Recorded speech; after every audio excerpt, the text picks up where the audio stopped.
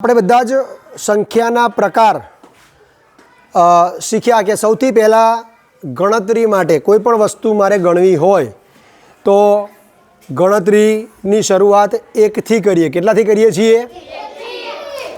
તો એકથી ગણતરીની શરૂઆત કરીએ તો ગણતરી ધારો કે છોકરીઓ છે તો 1 2 3 4 5 6 7 8 9 10 11 12 13 14 કોઈ પણ ગણતરીની શરૂઆત હંમેશા આપણે એકથી કરીએ. કેટલાથી કરીએ છીએ? એટલે આ ગણતરીની જે સંખ્યાઓ છે એકથી શરૂ કરીને તમે કેટલા સુધી ગણી શકો? કેટલા સુધી? સંખ્યાઓ અનંત છે. કેટલી છે? કોઈ કે 1 કરોડ તો 1 કરોડ પછી શું આવે? 1 કરોડ 1. કોઈ કે 1 અબજ તો કે 1 અબજ 1, 1 અબજ 2. કોઈ કે 100 અબજ તો 100 અબજ 1, 100 અબજ 2. સંખ્યાઓનો અંત આવતો નથી. ઓકે, પરંતુ શું થયું કે પાછું ઘણીવાર એવું થાય કે ભાઈ આપણે કોઈને કશુંક વહેંચતા હોઈએ. હે ને, શરૂઆતમાં પ્રાકૃતિક સંખ્યા 1થી શરૂ થતી હતી, પણ હું ચોકલેટ વેચતા છેલ્લે એક જ ચોકલેટ રહી. કેટલી રહી? એક જ ચોકલેટ. દાખલા તરીકે આ વેચતા આ છેલ્લી ચોકલેટ રહી, હે ને, અને આ છેલ્લી ચોકલેટ હું નીરવને આપી દઉં. લો, હવે મારા હાથમાં શું રહ્યું? શું રહ્યું? કશું રહ્યું? એને મારે દર્શાવવું હોય તો મારે શું કરવું? તો કે એના માટે આપણે 0 લાયા. શું લાયા? 0. તો હવે 0 પ્રાકૃતિક સંખ્યા એટલે કે શું? તો કે હું બતાવી શકું કે આ 1 આંગળી છે, આ 2 આંગળી છે, આ 3 આંગળી છે, એમ બતાવી શકું. પણ 0 છે તો કે આ 0 છે એવું બતાવાય? ના બતાવાય. તો હવે એને બીજું નામ આપ્યું. 0 સાથે જો પ્રાકૃતિક સંખ્યાની અંદર તમે જો 0 એડ કરી દો તો એ સંખ્યા બદલાઈ જાય, હે ને, અને એ સંખ્યાને પૂર્ણ સંખ્યા કહેવાય. શું કહેવાય? ઇંગ્લિશમાં એને whole number, WHOLE, whole number. દાખલા તરીકે તમને ખબર હશે કે ભાઈ દાબેલી હોય, સાદી દાબેલી ને બટર દાબેલી, ખબર છે બધાને? તો હવે દાબેલી તો એ જ હોય ને, સાદી દાબેલી જે હોય એ જ હોય, પણ બટર દાબેલીમાં શું ઉમેરવું પડે? એમાં શું નાખે? બટર. એમ પ્રાકૃતિક સંખ્યા તો આપણી એ જ છે, એ તો બદલાવાની નથી, ક્યારેય નથી બદલાવાની. ગમે તે સંખ્યા હશે, આપણી પ્રાકૃતિક સંખ્યા તો બેઝિક જ છે, તો આવવાની જ છે. દાબેલી જ ના હોય તો એકલું બટર થોડું ખવાય. એમ પ્રાકૃતિક સંખ્યામાં તમે 0 ઉમેરી દો તો પૂર્ણ સંખ્યા બની જાય. શું બની જાય? હવે દરેક સંખ્યાને આપણે સંખ્યા રેખા પર દર્શાવી શકીએ છીએ. તો એના માટે અહીં આગળ આપણે એક સંખ્યા રેખા બનાવેલી છે. તમે જોઈ શકો છો કે સંખ્યા રેખા પર આપણે, અને આ સંખ્યા રેખાની શરૂઆત ક્યાંથી કરી છે? મેં જુઓ છો તમે, 0થી. એટલે કે આ સંખ્યા રેખા કઈ સંખ્યાઓ બતાવે છે? કઈ સંખ્યા બતાવે છે? પૂર્ણ સંખ્યા. કઈ સંખ્યા? તો જોઈએ આપણે આપણી સંખ્યા રેખા 0 1 2 3 4 5 6 7 8 9 અને 10. ખરેખર આ સંખ્યા રેખાની બંને બાજુ મેં તીરની નિશાની દેખાય તમને? તીરની નિશાની શા માટે તીરની નિશાની કરી છે? એનો મતલબ કે 10થી આગળ પણ સંખ્યાઓ છે. તો પછી આ જો મેં પૂર્ણ સંખ્યા ના લીધી હોત તો આ બાજુ પણ તીર છે, જુઓ. તો આગળ પણ કોઈક સંખ્યાઓ છે ને, જે આપણે પછી શીખીશું. બરાબર છે? આગળ પણ સંખ્યાઓ છે એની. હવે આ સંખ્યાઓનો આપણે સરવાળો, આમ તો તમને આવડતું હતું જ કે ભાઈ 2 ને 3 5, હે ને, 2 + 3 5 આવડે છે ને. પણ પરીક્ષામાં આપણને સંખ્યા રેખા પૂછાય છે કે ભાઈ સંખ્યા રેખાની મદદથી સરવાળો કરો, સંખ્યા રેખાની મદદથી શું કરો? બાદબાકી પણ કરો. તો હવે આપણે એને કઈ રીતે સરવાળો બાદબાકી કરતા હતા આપણે સંખ્યા રેખાની મદદથી? તો કે દાખલા તરીકે એક વ્યક્તિને આપણે બોલાવી લઈએ. બરાબર છે? સચ આવી જાય. ચલ, સચ આપણે 5 પર ઊભો છે. ક્યાં ઊભો છે?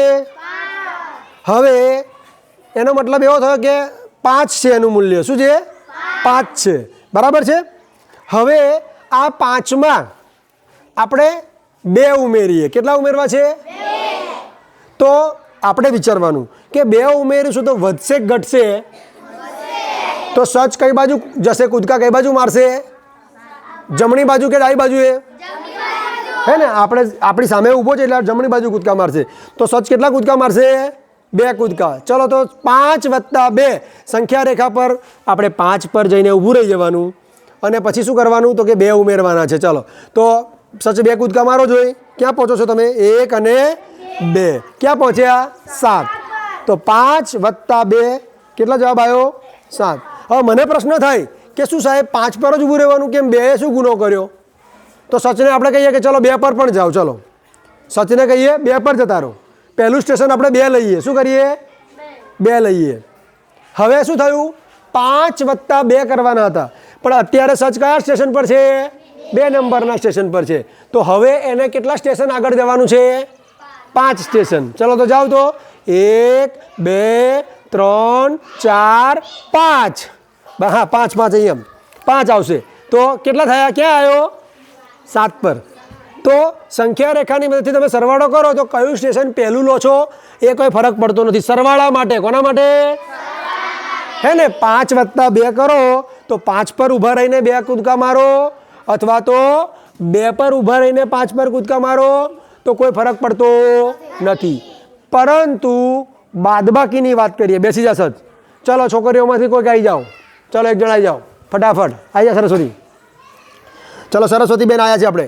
સરસ્વતી બેનને કે 6 પર ઊભા રહી જાઓ. ચલો હવે સરસ્વતીને એવું કહીએ આપણે કે 6 પરથી તમારે 6 માંથી 3 બાદ કરવાના. કેટલા બાદ કરવાના?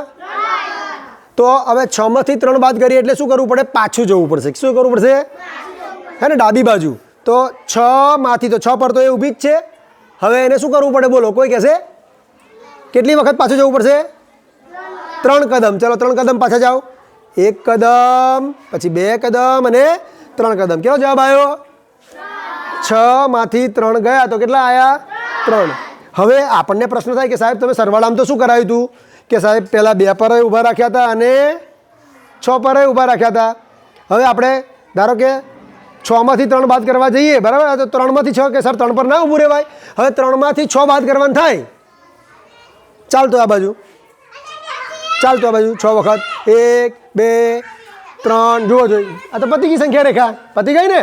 તો જ્યારે આપણે પૂર્ણાંક સંખ્યાની વાત કરતા હોય, એની બાદબાકી કરતા હોય, તો બાદબાકી ઉલટાવાય નહીં.